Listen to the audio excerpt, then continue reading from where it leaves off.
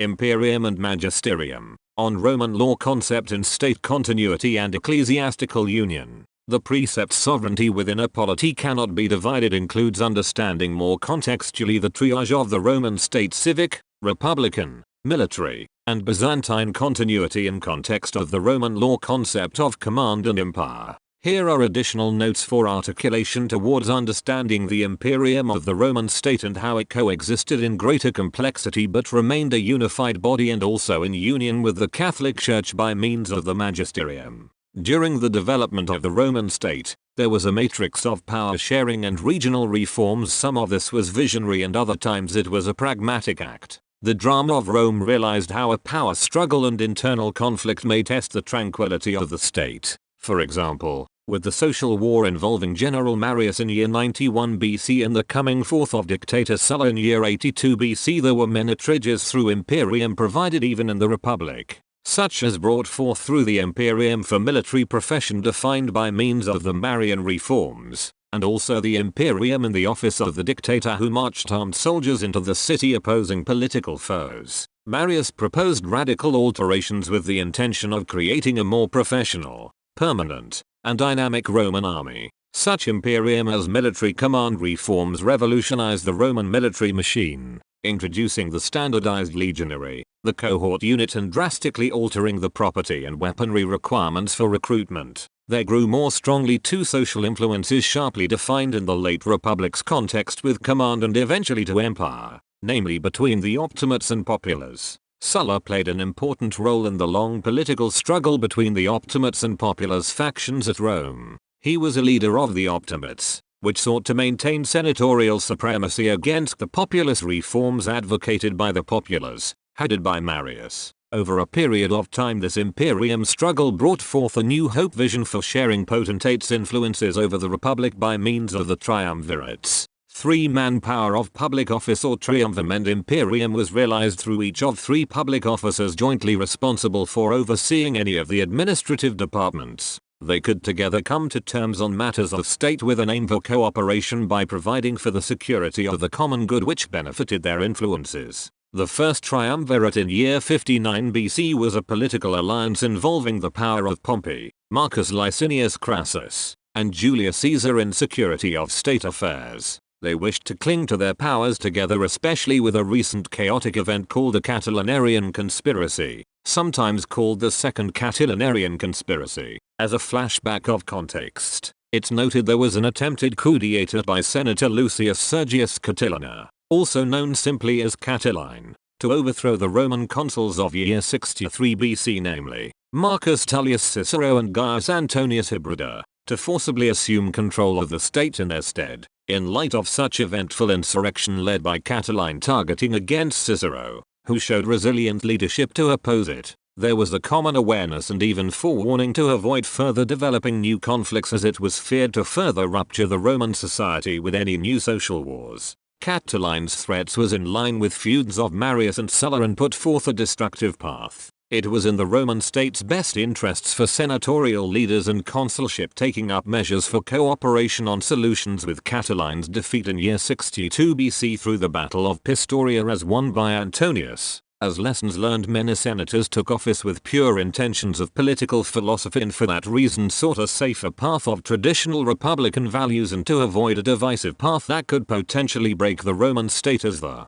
Republic. Because of this context in mind of the Republic, by year 60 BC the first triumvirate in general had consensus of support for the wide range of security it provided by balancing the imperium with the Senate and people of Rome, and also for the Roman military ranks, and even providing stability for patricians' estates, land ownership and commercial prosperity, including over traditional farming production systems, while also ensuring the status of worldwide trade amongst Roman allies. It must be noted that despite the triumvirate's benefits to the Roman state, there were factions in the Roman Senate growing in its opposition as it started to decline to its purpose, and when the death of Crassus happened in year 53 BC per his defeat during the Battle of Carrhae against the Parthians, there was a compelling event to end it. Without Crassus the triumvirate collapsed and the new power struggle began between parties of Caesar and Pompey. and thence the many actors in the Roman Senate were trying to reclaim their purpose, which eventually identified Julius Caesar as an enemy of the state, bring forth Caesar's civil war from years 49 to 45 BC, resulting in Pompey's defeat and many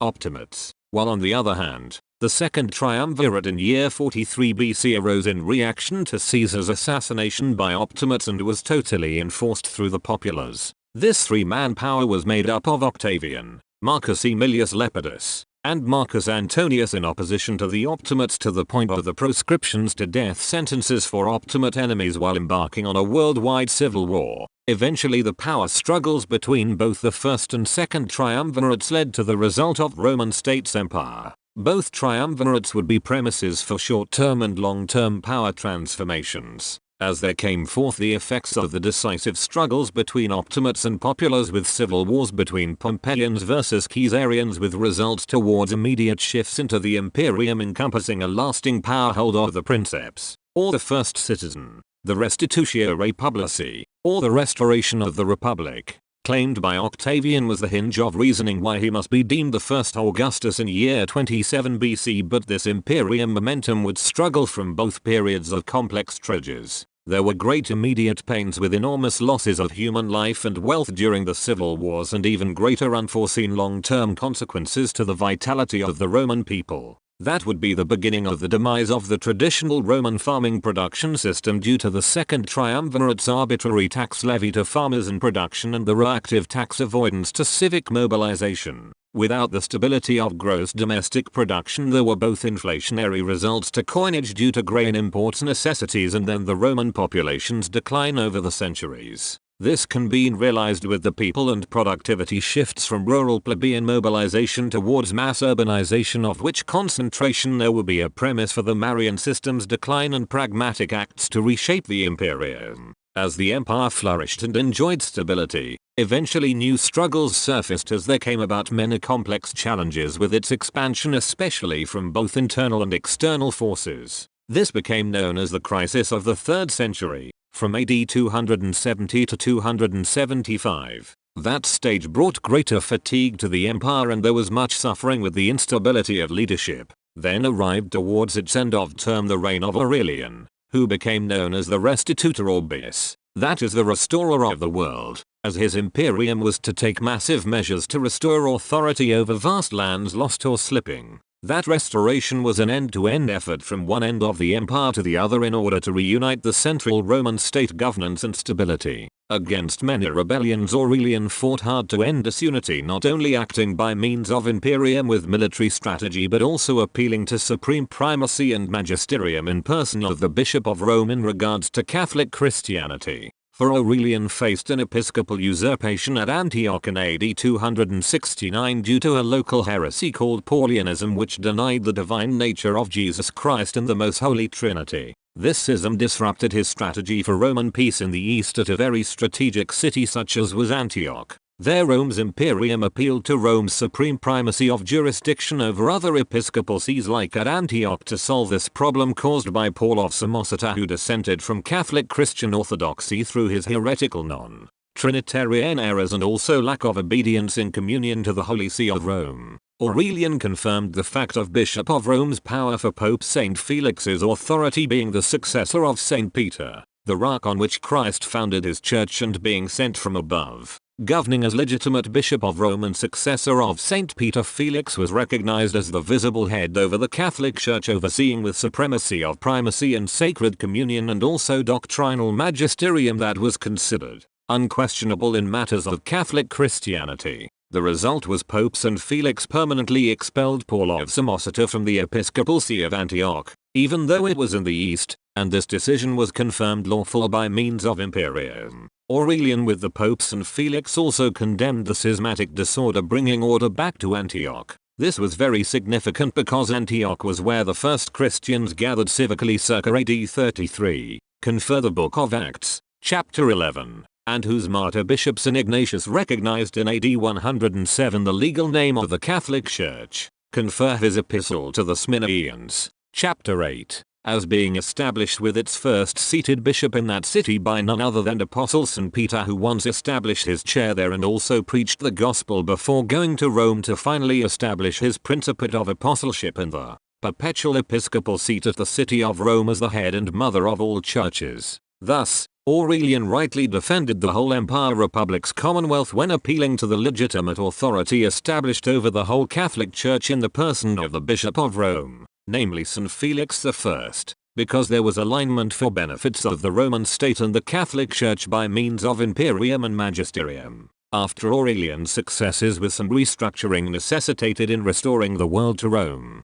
there came Diocletian in AD 274 to further establish longer-lasting reforms for providing a stratification of government structure within the institutions of the Roman state by way of a matrix of power sharing. 2 Augusti and 2 Caesars were selected, with one set for the west and another for the east. This 4-part formation of the Roman state was called the Tetrarchy. These measures became known as the Diocletian reforms, and its aim was to provide leadership assurance with a bureaucracy to the long-term needs in each region of the Roman state. The Imperium would have a way to reorganize itself to each problem that would threaten its existence and as whole secure its statehood. In the context of the Diocletian reforms, Constantine the Great arose and reunified the Imperium out of this matrix. He situated his Imperium from Italy into Byzantium starting with the year of AD 330. This Nova Roma was later named after him as Constantinopolis. Constantine's established Byzantium to be a renewable cultural center for Catholic Christianity, and with his Roman acts presented for the veneration of the eternal city of God and with the Catholic Church.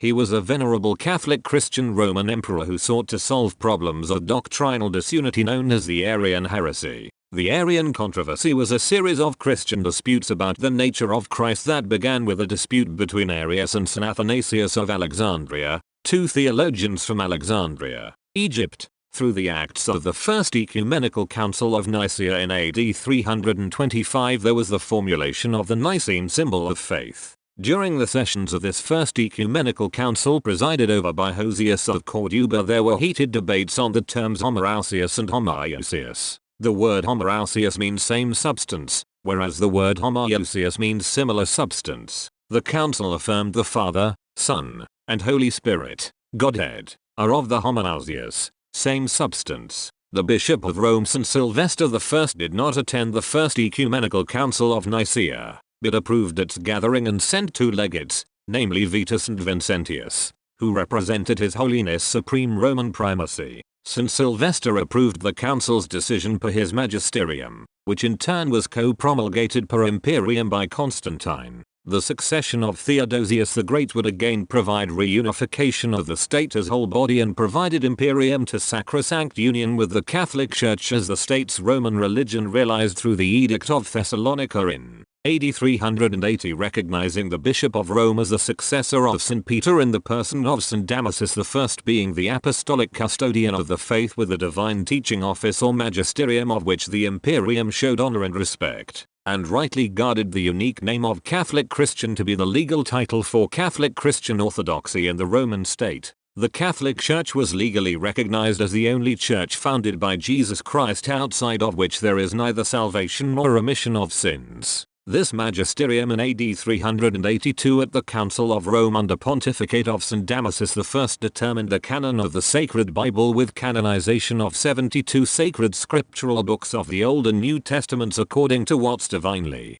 inspired as received and accepted by the Catholic Church. The imperium for salvation of the people through Catholic Christian orthodoxy was confirmed, but also acted as a security force with measures of penalties against any counterfeit sects and false teachings popping in opposition to eternal Rome's Catholic Church. He sought a Byzantine continuity for defending Catholic Christian orthodoxy in doctrinal controversies relating to the symbol of faith by summoning the Second Ecumenical Council known as the First Council of Constantinople, which met in AD 382. This ecumenical council was presided over by Timothy of Alexandria, St. Meletius of Antioch, St. Gregory Nazianzus, and St. Nectarius of Constantinople, and issued additions to the symbol, which took on the form known the Nicene Constantinopolitan symbol of faith in order to clarify doctrinal matters for the dogma of the Holy Spirit and also against heresies of Arianism, Apollinarism, and Sabellianism, while taking on disciplinary matters like episcopal succession of Meletius.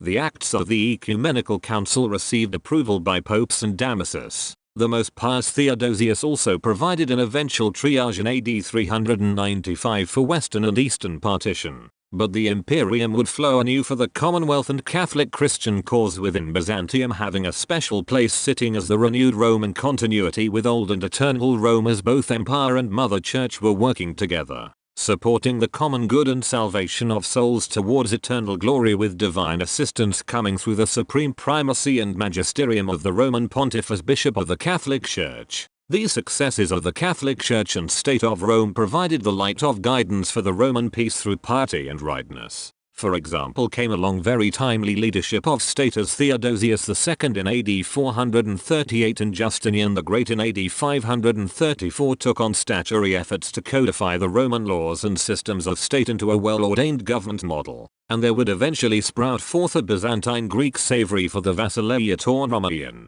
or the realm of the Romans, and the Arc Romanian, or the Principate of the Romans. But for the citizens would remember the concept of Res Publica Populi Romani, or the Polity Romanian, that is the Republic of the Romans, which would mean that the idea and dream that once was Rome would never fade away and live on perpetually. At certain times decisions had to be made to keep the Roman dream alive, and real life state of affairs was ever vividly experienced in the late Roman Empire period. There was seen a strong defensive identity when constructing the Theodosian walls in AD 439 to protect Constantinople and its interests for the Roman state, securing itself as a bulwark of Roman defenses that would hold up for almost 1000 years. And also similarly, the Renovatio Imperii by Justinian the Great was an attempt to restore the Roman dream through his great magistracy in persons of Belisarius and Narses, firming up the Imperium with actual Byzantine continuity in the West and especially Italy by AD 555, and a pragmatic sanction to recognize the supreme primacy and magisterium of the Roman Pontiff at the city, with His Holiness protection for the pontifical state and overall dioceses. Later, Heraclius had to ensure security with threats in the Eastern Theatre, with strong reforming measures, both with realizing the problems with depopulation and recruitment challenges for the old Marian system of the Roman military, and even without the support structures of dioceses lacking its former activity and administration. Heraclius had to make shifts from legionary to themata systems to link the principle of subsidiarity interlock to military organization and governance as a new source of value, with farming lands and soldiers being bundled up in great volumes, and also with a new distinct fighting style adapted to the near Middle East opponents. On top of this, administration struggle was adapting communication channels more in the language of Greek. Eventually, Heraclius' triumph of the True Cross against the Sassanids in AD 628 would be historically recognized as a great event for the Roman state and Catholic Christian orthodoxy. He also provided Imperium towards the suppression of heretical monothelitism in AD 641 through submission to the magisterium of Pope John IV. His succession brought a period of prosperity and Roman glory, and also new turning point within the Imperium by Byzantine continuity of the Roman state. It's very special to think about the power of eternal Rome in the orthodox light of ecumenicity. Both Imperium and Magisterium continued cooperating with many celebrations of Roman victories being realized, for example with the acts of the ecumenical councils and defending Catholic Christian orthodoxy, such as the following. The First Council of Nicaea in AD 325, which was already discussed, enjoyed the cooperation between the Imperium of Constantine the Great and the Magisterium of St. Sylvester I, settling matters concerning the Arian controversy through the solemn formulation of Nicene symbol of faith professing the eternal divinity of Jesus Christ, along with the anathematization of Arianism. And also there were deliberations concerning the Easter feast celebration, liturgical disciplines, and many other things. The First Council of Constantinople in AD 381, which was also already discussed, enjoyed the cooperation between the Imperium of Theodosius the Great and the Magisterium of St. Damasus I, settling matters concerning the heresies of Arianism, Apollinarism, Sabellianism, and also the solemn profession of the dogma of Holy Spirit, along with a motion for determination concerning the episcopal succession to Meletius. The Council of Ephesus in AD 431 enjoined the co-operation between the Imperium of Theodosius II and the Magisterium of St. Celestine I, along with exact conciliar confirmation by St. Sixtus III, settling matters concerning the dogma of Theotokos against Nestorianism, on the dogma of original sin against Pelagianism, and also other doctrinal and disciplinary matters. The Council of Chalcedon in AD 451 enjoined the co-operation between the Imperium of Marcion and the Magisterium of St. Leo the Great, settling matters concerning the dogma of hypostatic union of the two natures of the one divine person, Jesus Christ, against the Latrocinium of Ephesus and the Monophysitism, and also many episcopal disciplinary decisions. The Second Council of Constantinople in AD 553 enjoined the co-operation between the Imperium of Justinian the Great and the Magisterium of Vigilius, settling matters concerning the three chapters controversy to finally weed out Nestorian heretical tendencies away from sacred communion with Rome. This was astutely achieved by the preparatory work of the most pious Justinian per his Imperium with his decree in AD 551 known as the Homologiates Pistius, and eventually was carefully approbated per Magisterium of the Catholic Church under the most religious Pope Vigilius at the Fifth Ecumenical Council. The Third Council of Constantinople in AD 680-681 enjoined the co-operation between the Imperium of Constantine IV and the Magisterium of St. Agatho I and conciliar confirmation by St. Leo II, settling the dogma of two wills of Jesus Christ against monothelitism and pronouncing condemnation to Honorius as a former Pope of Old Rome. In AD 683 St. Leo per his magisterium written towards the Imperium of Constantine IV explained his justification for confirming the conciliar acts against the former Pope Honorius, stating, "We anathematize the inventors of the new era, that is, Theodore, Bishop of Faron, Sergius, Pihas, Paul, and Peter, betrayers rather than leaders of the Church of Constantinople, and also Honorius, who did not attempt to sanctify this apostolic church with the teaching of apostolic tradition, but by profane treachery permitted its purity to be polluted." End quote. That's why imperial and ecclesiastical authorities had the divine mandate for co-operation by means of Imperium and Magisterium to pronounce anathema against such a man who was no longer the Bishop of Rome and had deviated from teaching duty of the Roman Pontiff. The Second Council of Nicaea in AD 787 enjoined the co-operation between the Imperium of Constantine VI and the Magisterium of Adrian I, and with later conciliar confirmation of John VIII in AD 880 settling matters concerning the veneration of sacred icons against iconoclasm, and also made the solemn profession of faith with the dogma that the Holy Spirit proceeds from the Father and through the Son, for which the Latin term Philippoque can mean the same thing as per filium. There was shift of state politics with the church at Constantinople with its relation to Old Rome by synodality, reflection of a censure issued in AD 1054 by former legate Cardinal Humbert, who had issued an excommunication against Patriarch of Constantinople, Michael I Cerularius, on controversies relating to both doctrines and disciplines. This happened during interregnum after the death of Pope St. Leo IX. Eventually this led to lack of synodal communion of the East to the West. By AD 1088 to 1089 Alexius Comnenus would inquire to the Byzantine Patriarchate per Pope Urban II's request, namely to answer why the papal name was left out of the sacred diptychs. Suffice to say the reply was that the Pope of Old Rome would need to submit a synodal letter about his papal election and provide his profession of the Orthodox faith, and also to send delegates to a synod about any canonical questions. But it was answered by Patriarch Nicholas III that no synod in Constantinople determined that the Pope's name ought to be blotted from the sacred diptychs in the first place.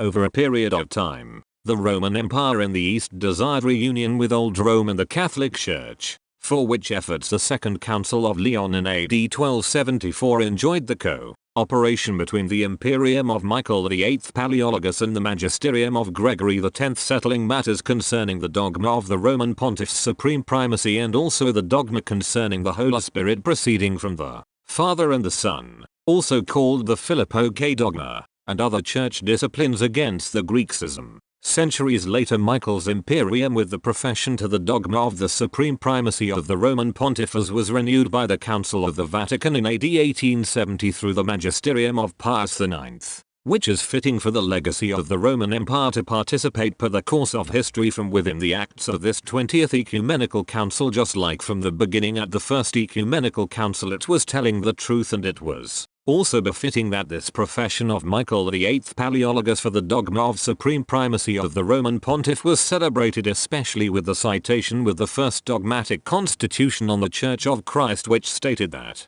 in all cases which fall under ecclesiastical jurisdiction recourse may be had to his judgment. End quote. For this reason all the venerable fathers at the Ecumenical Council of the Vatican enjoyed the co-operation between the Imperium of Michael VIII Palaeologus and the Magisterium of Pius IX, settling matters concerning the office of the Roman Pontiff and the supreme primacy as a premise for the universal governments for communicating dogmatic and disciplinary matters throughout dioceses and sees of the ordinaries, and at other times to raise up the standard of solemnity to pontifical decrees as both being magisterial and canonical acts of the same ecclesiastical jurisdiction, concerning whose judgments on matters of faith or morals were linked to the divine promise of inerrancy and indefectibility of the Catholic Church, which also extends to ecclesiastical disciplines, as being ensured through the guidance of divine providence in order to defend Catholic Christian orthodoxy to the whole world and for the salvation of souls, and finally by doing such a process to link the supreme primacy to infallibility as the one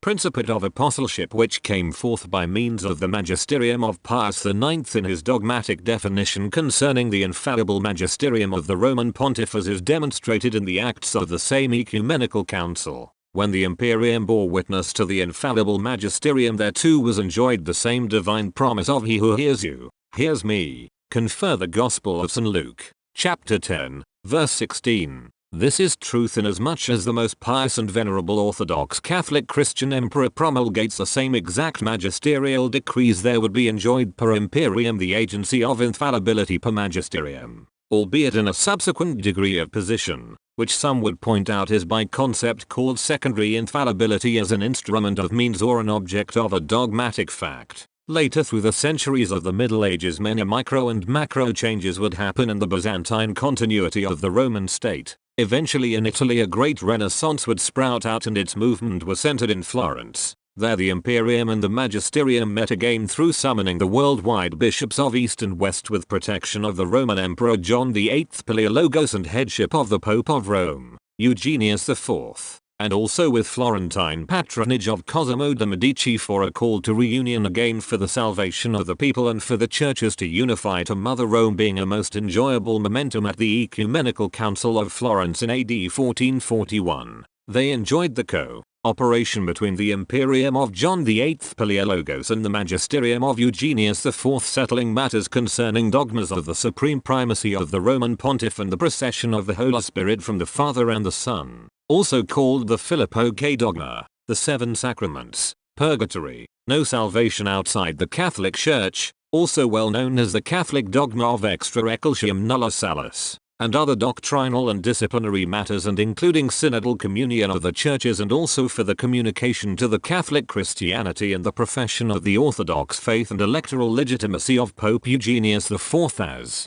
Bishop of Rome. There together both the Imperium and Magisterium once again triumphed against the Ottoman infidels. The Imperium lived on even through great struggles, as the Romanists would not go away even through the terminal years of AD 1453, with Constantine XI making one last Roman stand, and even beyond the Theodosian walls with Byzantine continuity going onward. The concept Imperium would survive in subsistence within the last of Roman state and media res per its vestiges, personages, and subsidiaries, which may be recognized as the successor states of eternal Rome. And as an iterative note to this margin, both the Imperium and Magisterium, once reinvigorated by the Florentine reunion, would continue into the next century, acting under Pope St. Pius V's supreme primacy, leading the Commonwealth along with Roman successor states participating together, and organized by means of the Holy League of AD 1571. Would have at least one last Roman triumph together against the same Ottomans, resulting in the Catholic Christian naval victory at the Battle of Lepanto.